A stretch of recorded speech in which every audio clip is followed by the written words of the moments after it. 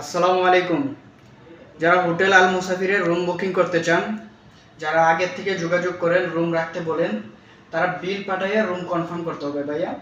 যারা আপনারা ফোন দিয়ে বলেন আমাদের এই নাম ঠিকানা এই একটা রুম রাখা দেন ভাইয়া, এভাবে শত শত রুম রাখা হয়ে যাবে, কিন্তু এভাবে রুম রাখলে লোক আসে না, আর এভাবে রুম রাখা যায় না সিস্টেমে। আপনি যদি রুম কনফার্ম করতে চান, রুম বুকিং করতে চান, আপনি কিছু বিল পাঠিয়ে কনফার্ম করতে হবে। আশা করি বিষয়টা বুঝতে পারছেন। আপনি সামান্য কিছু টাকা পাঠাইয়া আপনি বিস্তারিত কথা বলার পরে আপনি যদি টিকিট আপনার রুম বুকিং কনফার্ম করতে চান, সব কিছু ঠিকঠাক থাকে, তাহলে আপনি বিল পাঠায় কনফার্ম করবেন।